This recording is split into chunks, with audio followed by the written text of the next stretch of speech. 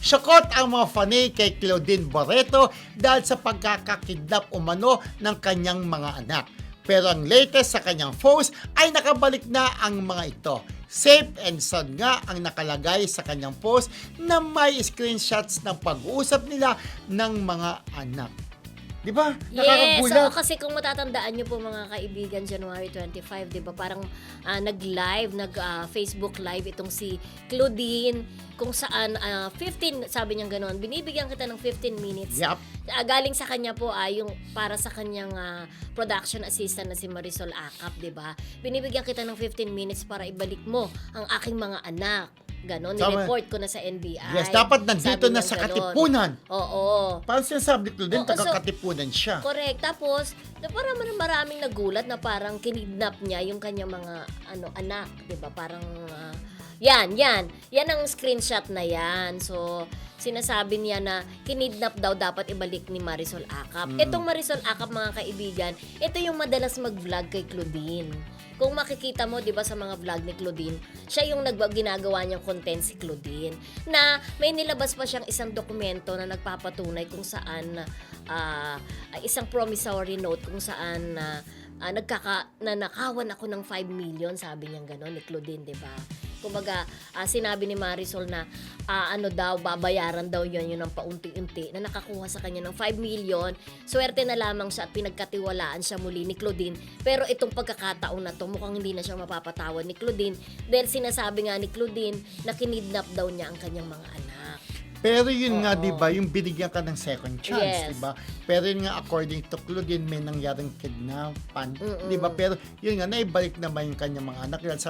Sabi mo, I'm living, sabi niya pag di ba? Naka-live ako. Siguro nakarating na dito. Hindi lang talaga malino kung paano pagkidnap. Yun, hindi niya din detalye. Oo. Actually, yung pagising ko ng umaga kanina, nakapost siya 2 hours ago. Kaninang umaga yon, sabi niya.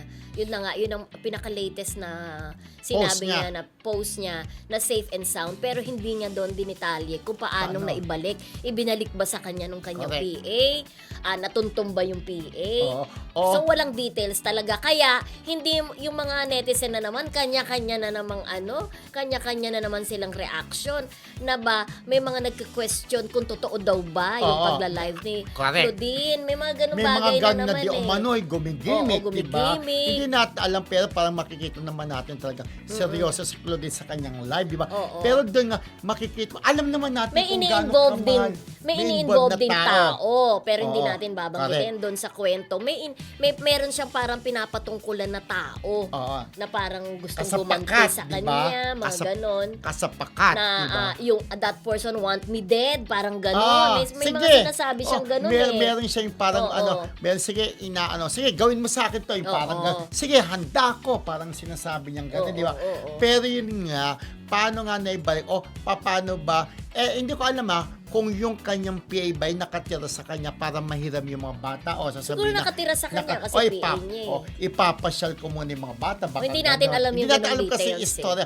Basta according to Claudine, kinidnap kayo mga itong sinasabi anak natin is according to sa Claudine. kanya lang. At syempre, to be fair, bukas rin naman ng Marisol Academy. Yes. Doon naman sa panig ni Marisol Acap na inaakusahan ni Claudine na kinidnap ang kanyang mga anak at ninakawan siya, di ba? So yun nga, sabi nga, di ba, dapat may dalawang side, di ba? Yes. Ang binibigay natin yung side ni Claudine kasi according sa kanya.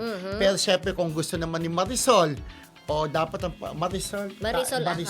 Parang tayo, di ba, Marisol? Marisol, kung gusto mo magbigay ng pahayag dito sa Marisol Academy. Dito ka sa Marisol Academy. Bukas naman ang aming programa. Ibigay mo naman yung side mo kung ano ba talagang katotohanan. Kung yan ba, hiniram mo kay Claudine, napatagal lang yung pagbalik, di ba? Kasi may sinasabing may involved pa ng isang tao na baka dinala mo. Parang gano'n, yung mga comments sa mga netizen, di ba? Pinadinal doon sa isang taong gano'n, di ba? So yun nga po, para maging fair, di ba? So, kung may time ka, duman ka dito, ibigay mo naman yung side mo.